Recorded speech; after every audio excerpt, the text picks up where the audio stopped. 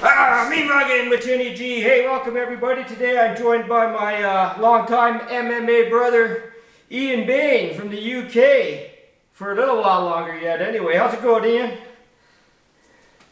I'm not too bad, but how are you? Long time no speak. Yeah, no doubt, no doubt. Having some technical difficulties on my end once again. But well, that's what happens. That's when you live out in the sticks like you do. Oh yeah, and having kids doesn't help. Good thing I have a series of computers to fall back on. So I hear John Jones is back in training.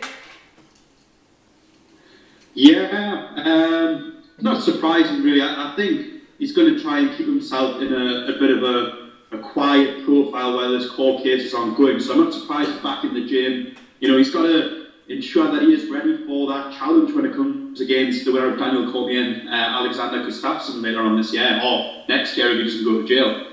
Yeah, indeed. I know the prosecutor apparently wants to make an example out of him. A high-profile case, of course he will. I hope everything works out for the guy, because I still believe he's the pound-for-pound best fighter on the planet right now. Oh, I don't know if I agree with that, but he is very talented. You know, if you take aside the fact of his personal issues, he is one of the greatest fighters that we've ever had. He might be the best by the end of his career. But, you know, there has to come a time when he has to take the punishment that comes with all of these legal problems that he keeps getting himself into. And if he has to be punished, then he has to be punished. It doesn't matter if you're famous or not. At the end of the day, you know, he did crash into a pregnant woman. Yeah, unfortunately for him, and you know, the big problem was that he ran away. Look at that, I lost him. Did I lose you, Ian? Internet connection problem, okay. Oh, there he is. A little bit, you're back now, I can hear again. Yeah, she's the internet is lagging, it would seem. You're moving in slow motion. It's like That's just me in general, Paul. That's nothing to do with the connection. Man, you are got some big changes coming up in your life, my friend.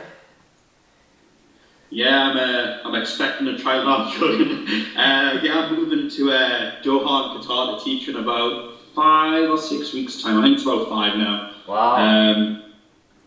So going to one of the hottest countries in the world is maybe not the best idea when I hate the sun, but it's got to be done, I suppose. Well, hey man, I hear MMA is actually alive and well out in that area of the world anyway. Well, you know, the whole area of Dubai, it's very, very big. And I mean, the UFC obviously have been over there as well, with a couple of events, and they went to Abu Dhabi. So I'm hopeful that Qatar's got some kind of scene. If not, maybe I'll start up a promotion over there, Qatar Fighting Championship. Well, you just never know, man. You just never know. I know you and I go back quite a few years in relation to social media and whatnot. You knew me when I was still gourd.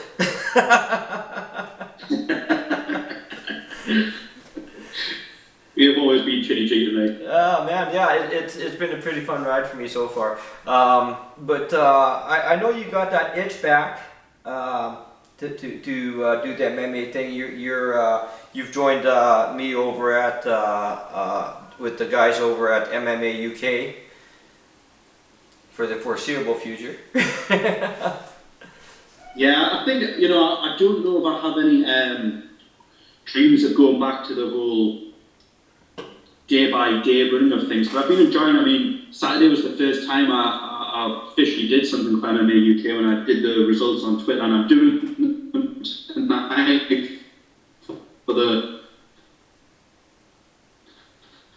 Frank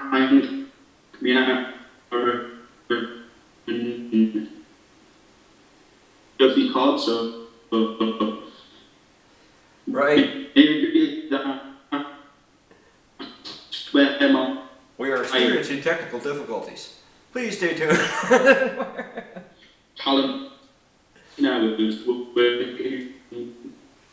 on Twitter, which, you know, I do tend to enjoy more than Facebook these days. Yeah, no doubt, no doubt. I know. Can you hear me?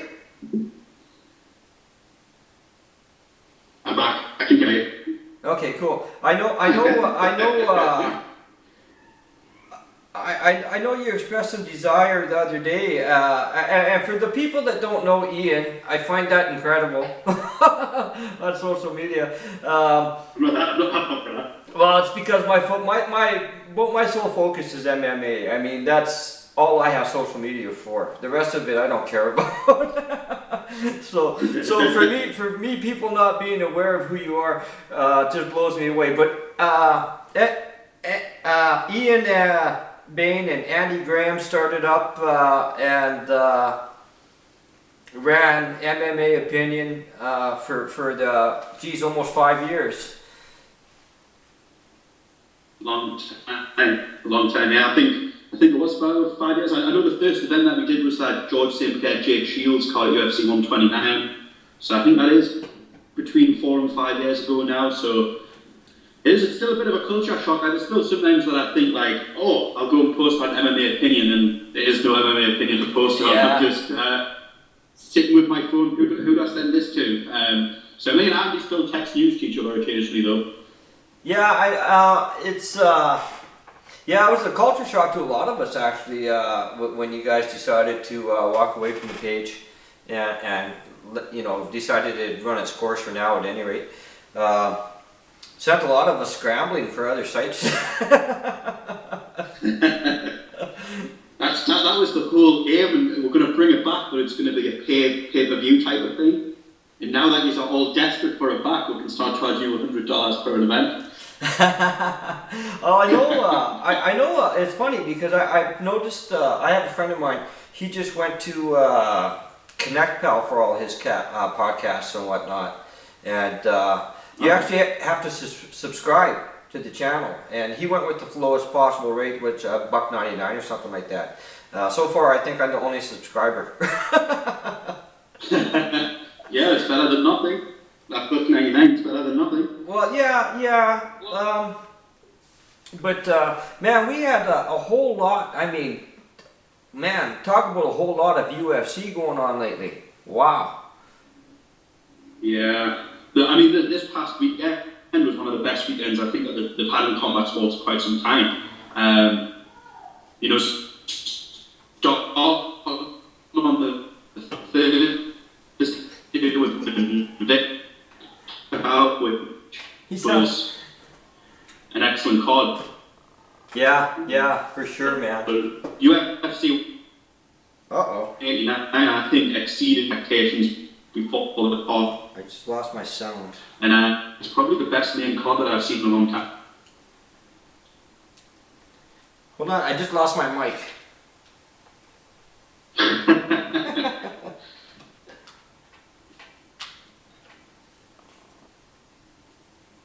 Alright, come on, boot up, you bugger. How's that doing live internet shows, God? Oh, man. Can you hear me, man? I can hear you loud and clear. Oh, awesome. Good. I'm not used to having the mic, and I tend to like to fiddle with it. Yeah. It'll take some getting used to, for sure. But yeah, I thought that the Lawler-McDonald fight totally stole that show at 189. Uh-oh, I think I lost him forever.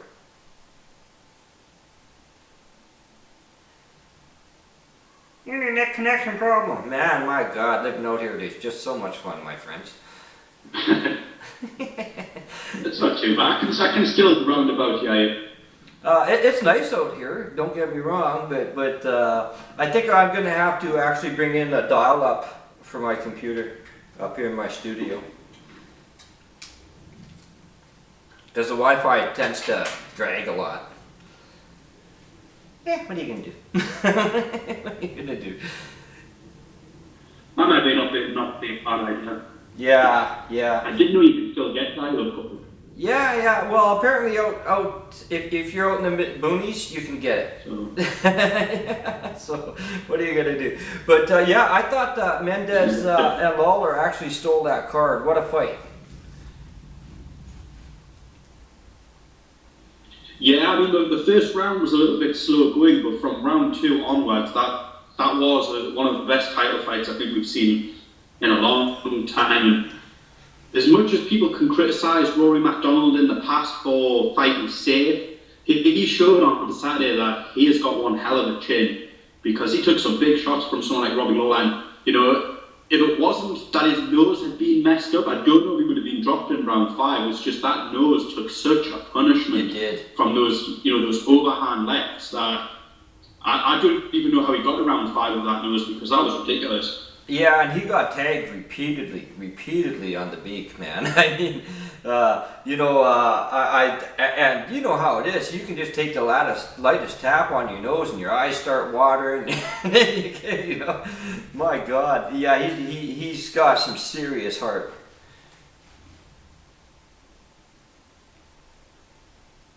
Dang, I hate this. I can never tell if I lost him or not. I lost him. Full bore. Okay, we're gonna call him back because that's what Chinnies do. Mean-Muggin, oh, bad internet, oh, geez, Murphy.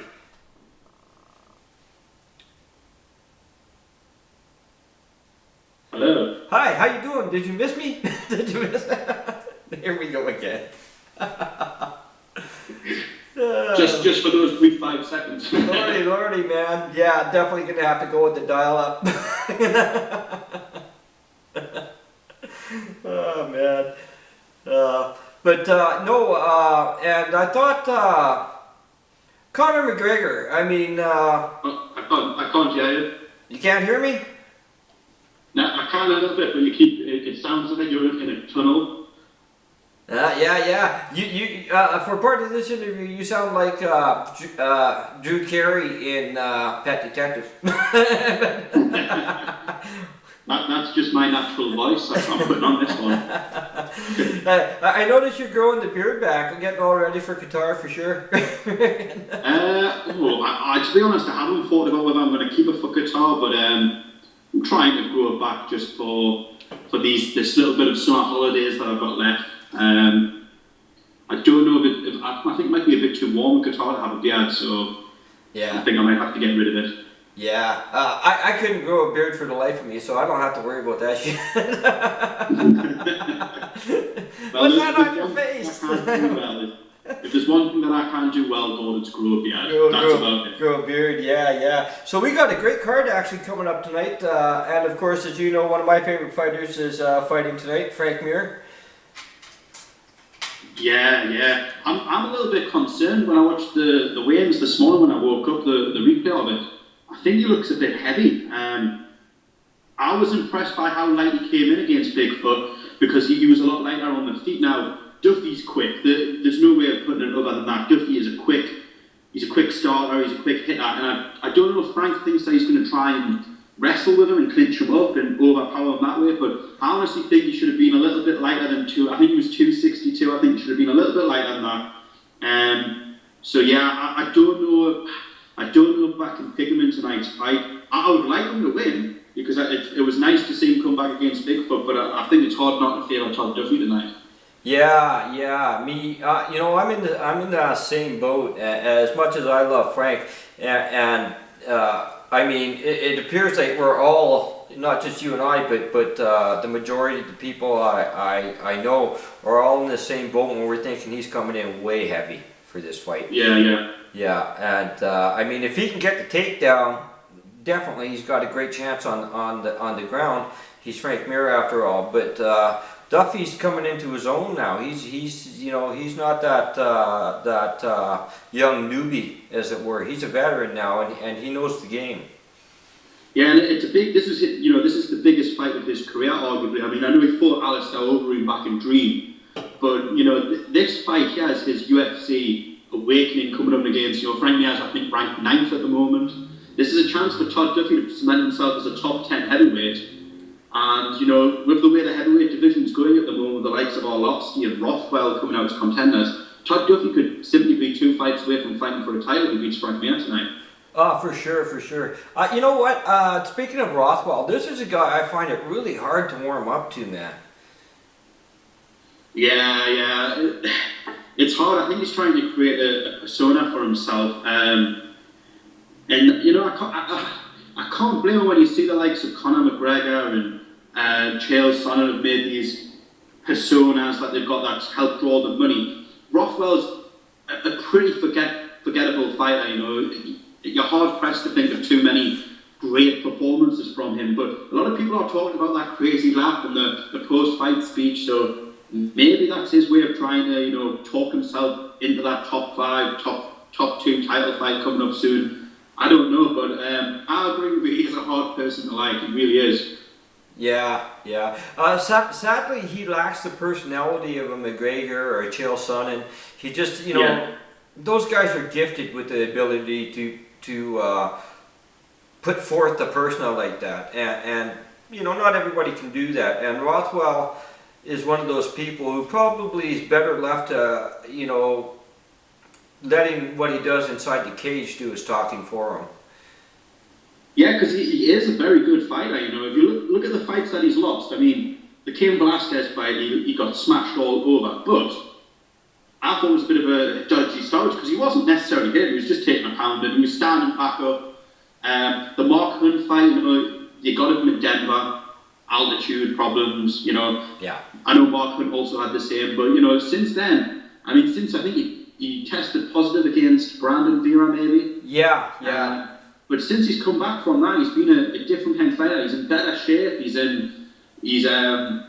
going for it. I think the turning point for him was that Alistair Overeem fight, because a lot of people looked at that and thought he's going to be a punching bag for Alistair, and he came out and he went for you know, a great kickboxer, one of the best kickboxers we've had in MMA, and pretty much blasted him all over. So who knows? I'd like to see who they're going to match him up with next, because I think if he can win one more fight, he's probably on the cusp of a title fight, because heavyweight's all over the place at the moment. Yeah, it sure is. And you know me, I'm not you mentioned Overeem. I'm not the biggest Overeem fan on the planet. Simply, you know, he's another guy. He, you know, obviously he had his TRT issues along with, you know, like a lot of other fighters we know. But you know what? I'd rather these guys come clean when they get popped like that than you know, blame it on horse meat or whatever. You know.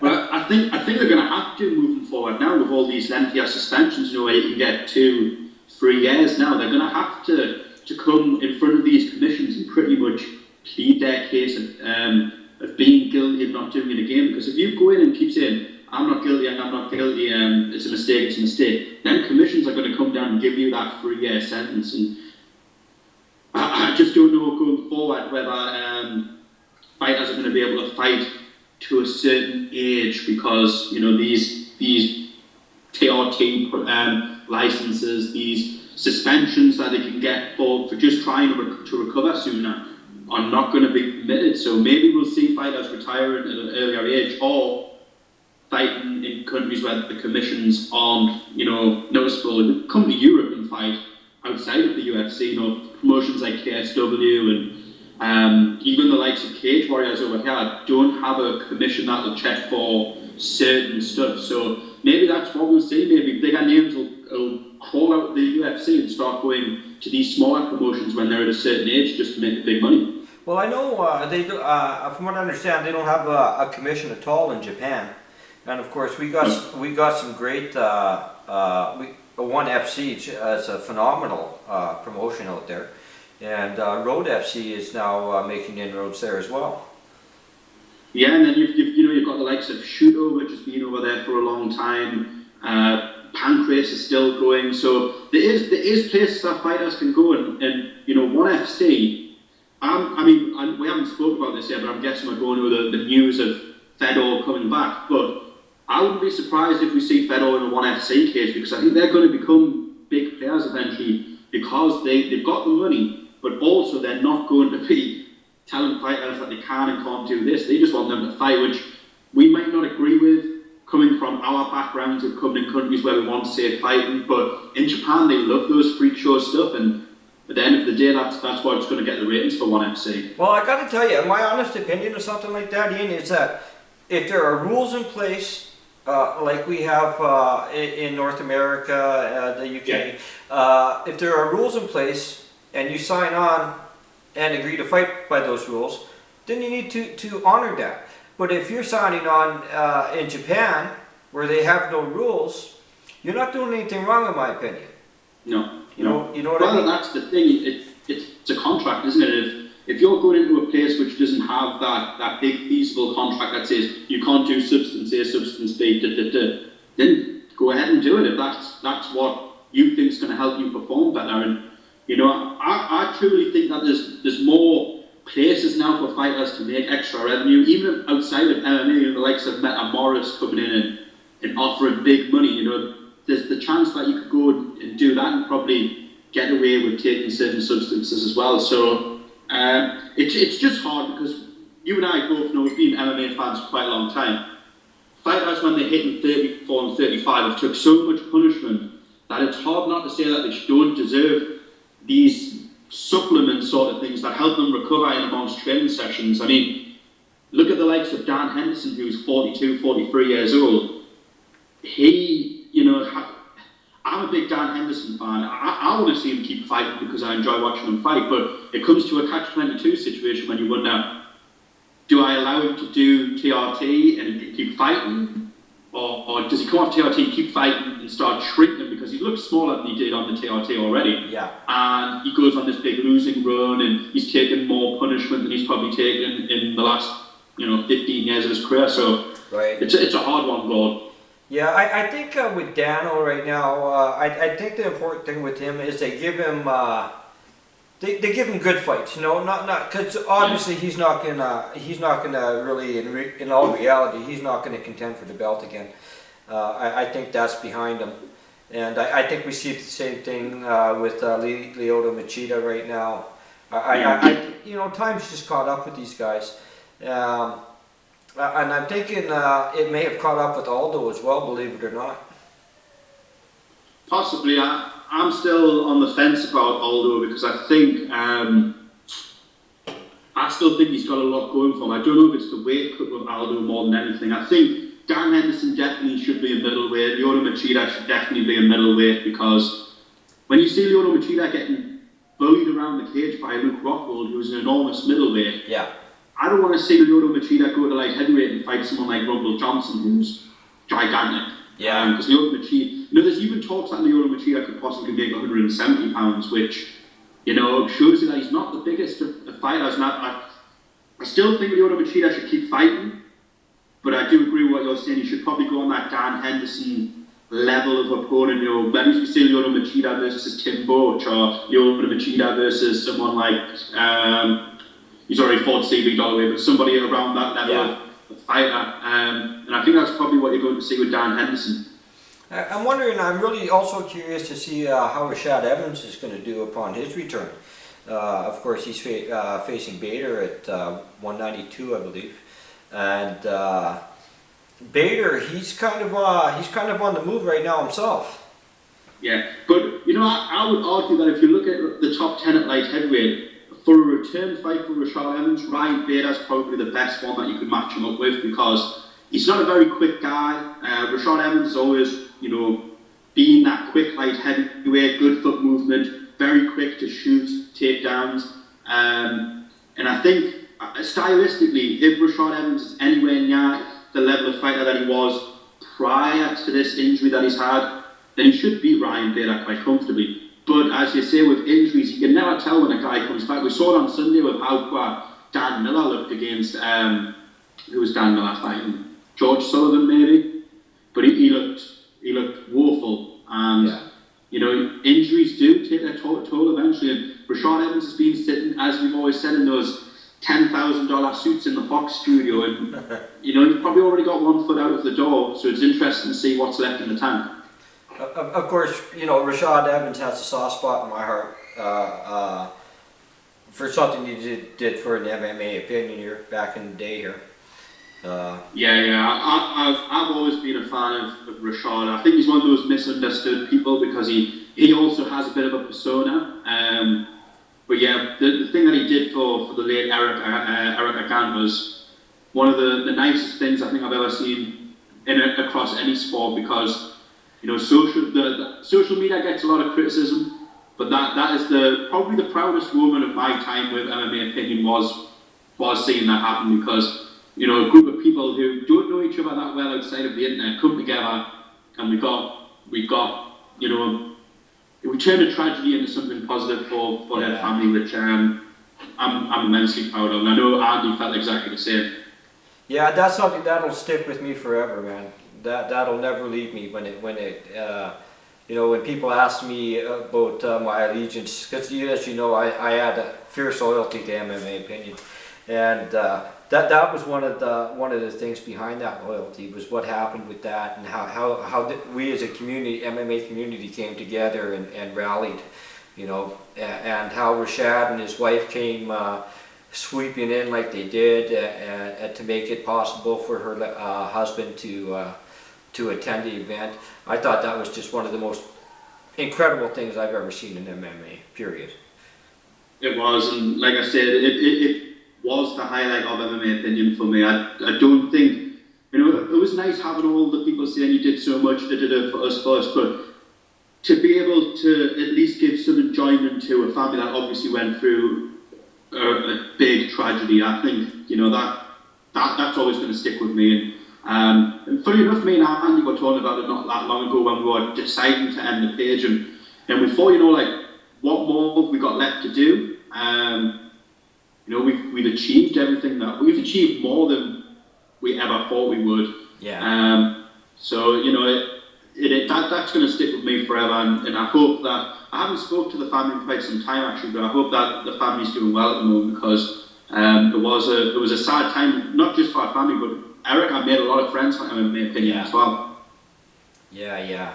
I know there are guys like Andrew Gill and guys like Andrew, and we still talk about that when we were messaging back and forth on Facebook and whatnot. That was definitely a milestone moment, for sure. It really was. Yeah, it really was. But yeah, as much as I miss MMA Opinion, it's been nice to come away from the sport a little bit, because now I come from an era where my favourite fighters are on their way out now. It was lovely to see BJ Penn on Saturday on the Hall of Fame. He's one of the guys who got me into MMA really. Minotauro Nogueira fights in 3 weeks' time, probably his last fight. I can't see him beating Stefan Struve.